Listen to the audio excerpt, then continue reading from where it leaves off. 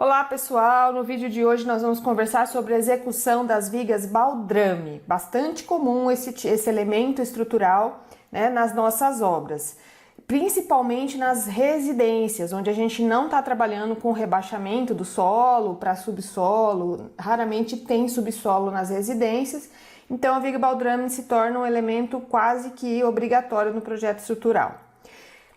A característica da viga baldrame é que geralmente ela acompanha o traçado das paredes, então ela se estende por toda a projeção da edificação. Veja só, caminha por quase todo o terreno da sua obra.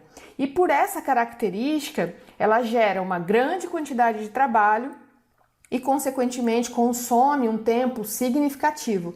Por isso que merece a nossa atenção aqui para refletir sobre algumas questões dessa execução.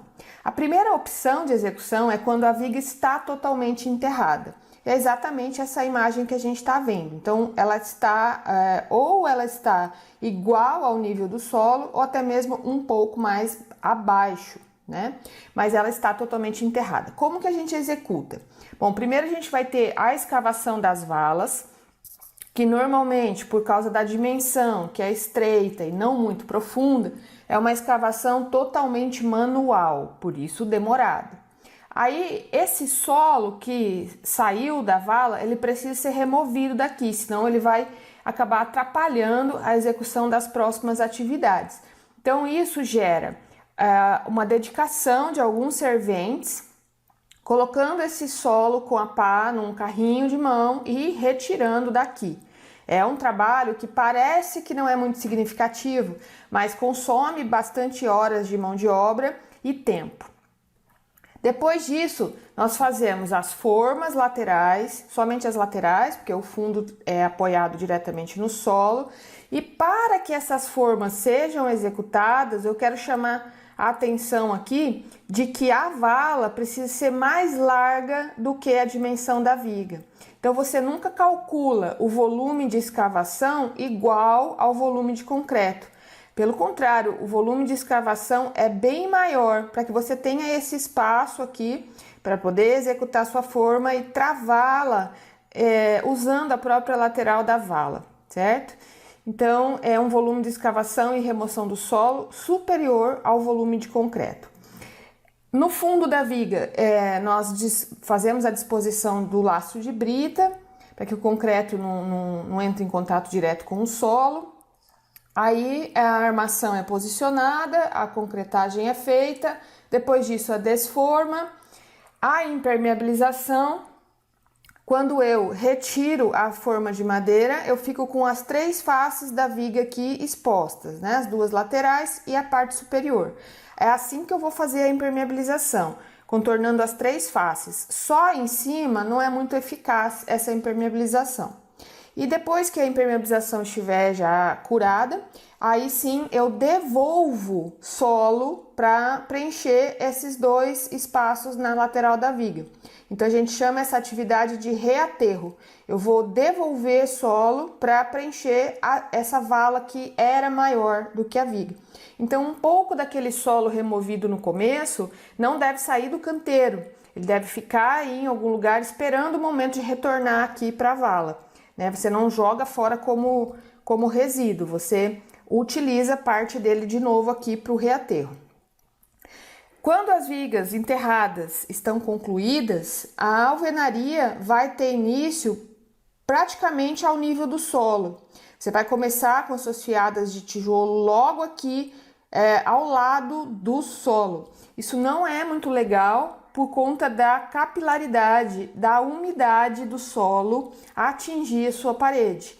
Então, pode acontecer aquele caso de que todo o contorno da casa, que está muito próximo aqui do solo externo, vai absorvendo essa umidade e vai ficar com aquele rodapé cheio de bolor, de mofo, aquela umidade ascendente que vai dando problemas e pode até passar a infiltração para o lado interno da sua casa. Então, no meu ponto de vista, essa alvenaria exatamente ao nível do solo tem bastante probabilidade de ter problemas com umidade. A segunda opção de execução das vigas baldrame é quando ela não está enterrada. Então a gente chama de viga aérea, porque ela está exposta. Ela está somente apoiada, né, em cima do solo.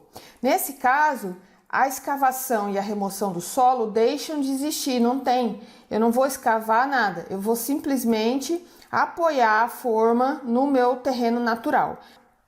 O restante das atividades acontece normalmente, exceto o reaterro. Não tem reaterro porque não teve escavação.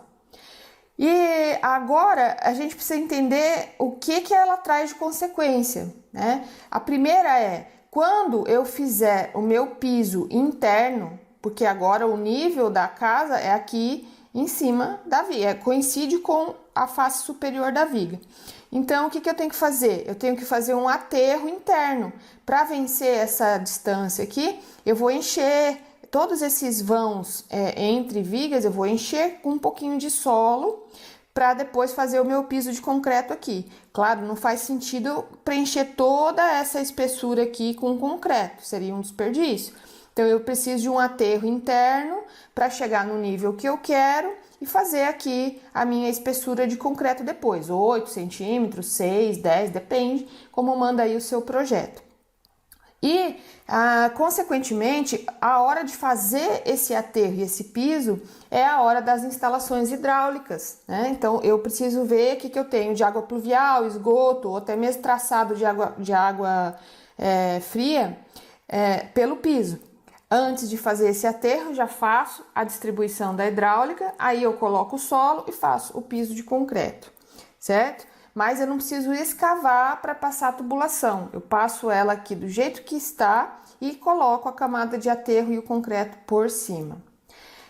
A alvenaria, nesse caso, inicia um pouco longe do solo externo, tá vendo? Isso para mim é uma vantagem, porque o bloco cerâmico, que é mais absorvente do que o concreto, a viga tá preta, quer dizer, ela recebeu um produto impermeabilizante aqui na lateral.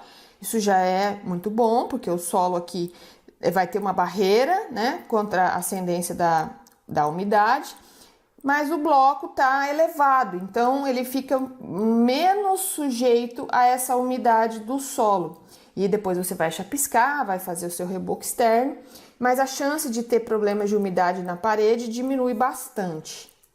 Então, resumindo, quais são as diferenças de ter uma viga enterrada ou não? Eu não quero entrar na discussão aqui qual é melhor. Cada um tem que julgar para a sua característica de obra o que prefere. Eu só quero destacar as diferenças. Ter ou não ter escavação, transporte de solo e reaterro, quer dizer, em uma situação você tem as 3 atividades e na outra não tem, economizando pessoas e tempo e recursos, né? Os materiais, as ferramentas. A necessidade de aterro interno ou não para respeitar, né, o nível da casa, do piso da casa. Verificar o momento de executar as instalações de piso, que em um caso quase que fica obrigatório você fazer essas instalações hidráulicas de piso antes do aterro interno. E a ação da umidade do solo sob a alvenaria, que no caso das vigas aéreas você fica um pouco mais tranquilo, porque o solo está mais distante ali da base da sua parede. Então a chance de você ter problemas com umidade ascendente é diminuída um pouquinho. Então, da próxima vez que você participar aí de uma reunião de projeto, uma discussão sobre as soluções aí técnicas da sua obra, você tem já essa consciência de quais são as diferenças relacionadas à posição de nível das vigas baldrame. Pensar sobre como a gente vai executar com antecedência sempre traz benefícios. E esse é o objetivo, então, dessa discussão aqui nesse vídeo. Eu te espero no próximo. Se você gostou, deixa aí o seu like e compartilha o vídeo para que a gente consiga atingir mais engenheiros por aí para conversar sobre construção civil. Até a próxima!